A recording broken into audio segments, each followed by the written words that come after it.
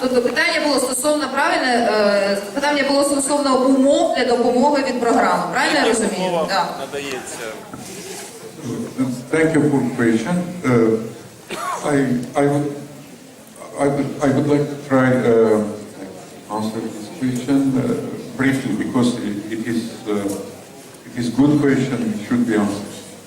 So the question, what is the condition? First of all, we are not providing money. We are not transferring money. Our assistance is through a project. Some project, for example, if we are going to solve together with community, what we are doing is that all activities should be done jointly with community, with citizens. First of all, starting with design, because this prioritization actually, I'm sorry. Значить, дуже важливе питання, дуже дякую вам за нього, стосовно умов надання допомоги. Перш за все, ми хотіли би сказати, що програма «Добре» не надає грошей, як такові. Тобто це не є на кредити, це не надання грошей. Ми допомагаємо через проєкти. Що саме робиться, яким чином це буде відбуватися? What we are doing now, prioritization of needs, problems concerning community, it's actually start of design of project. We are not promising anything because the project should fit with our capacity, our financial also some regulations, and also our general regulation. For example,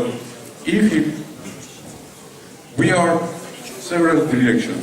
One of the directions is service delivery. We would like to have a project which will improve the service delivery in your community. Значить, що ми зараз з вами робимо? Пріоритизація. Тобто ми визначаємо основні проблеми у сфері послуг, які є у вас, у вашій об'єднаній громаді. Це є початковим етапом так званого вже розробки проєкту, дизайну, як кажемо, із проєкту. Саме відповідно до того, як ви зараз сформулюєте не тільки проблему, а які шляхи ви побачите, саме від того залежить, як у майбутньому ми будемо цей проєкт виконувати разом з вами. Що ми кажемо? По-перше, ми нічого не обіцяємо на цьому рівні, мається на увазі, ми не можемо сказати, що це буде конкретно той проєкт чи інший, тому що, по-перше, це не дуже добра прикмета, а по-друге, тому що це все знаходиться у стадії розробки, і як тільки ми визначимо пріоритети, ми повернемось до себе, будемо дивитися, які проєкти ми зможемо вам допомогти, з якими проєктами у рамках програми. Тому що, звичайно, що фінансові можливості наші теж не безлімітні, безграничні. And also, I wouldn't like to touch the other direction of program because I'm responsible only service delivery component for this program. We do have some other directions like economic development and strategy. Strategies will be developed. Actually, what we are doing is just assisting our Polish partners to this data to include in their in your strategy. So, concerning, I would like to be back just to service delivery. That service delivery will be we will set service delivery improvement plan with community and with working group representative by community. We will try to improve one of your services which you prioritize and you suggested. And this as I said, will be done through a project improvement. I would like to say emphasize a project because it might have an impact, for the on prospective privatization process. Повертаючись саме до тематики цієї зустрічі, ми зараз кажемо про покращення послуг. Ще раз повторюємо про те, що зараз як тільки ми вирішили пріоритети, і ми будемо, це якнайскоріше має бути один пріоритет від вашої громади, і саме цей пріоритет, який ви оберете, один з них, він ляже в основу вашого проєкту, який буде виконуватись з нашою допомогою разом з вами. Разом з вами мається на увазі, це має бути частина місцевого бюджету, частина має бути ваших, може, вкладів. Це має бути спільний проєкт у сфері надання послуг.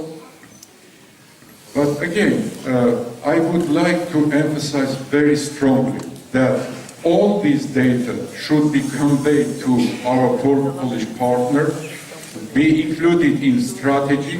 Then we will decide the project which will fit with our financial regulations, procedures, and general activity. And then to assist and to provide a project for community. That's the main steps. Ще раз мені нагадую, що треба зазначити, що у нас є польські партнери, які з вами разом роблять загальну стратегію. Не на 1, на 2, мінімум на 5 років. Частина цієї стратегії – це покращення послуг. І саме після цієї зустрічі це буде закладена основа для того, щоб визначити саме той проєкт, який ми будемо відповідно до наших фінансових можливостей разом з вами виконувати, для того, щоб в результаті отримати покращену послугу на рівні об'єднаної громади. Прохання одне, я дивлюся, дехто вже не витримує. От в кого є пропозиції ще по послугах, будь ласка, вискажіть, але прохання не повторюватись.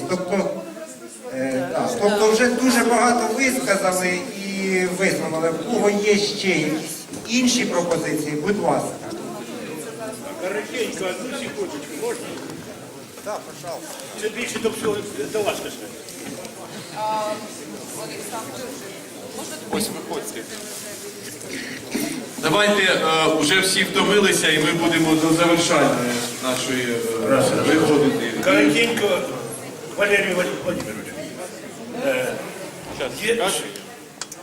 Верховна Рада прийняла законопроект про надання послуг сільською радою про спадок. Кожен із нас звертається то до нотаріуса, то до... Значить, я думаю, вопрос рішити можна таким образом. Об'яву при Орільську правду чи в якусь обласну газету на конкурс, щоб у нас в сільській раді був юрист, людина з юридичною освітою, яка б мала право узаконювати документи на право на спадщину та на любу бумажу. А то треба їхати до нотаріуса, днями стоять там і так далі, і так далі. Добре, добре.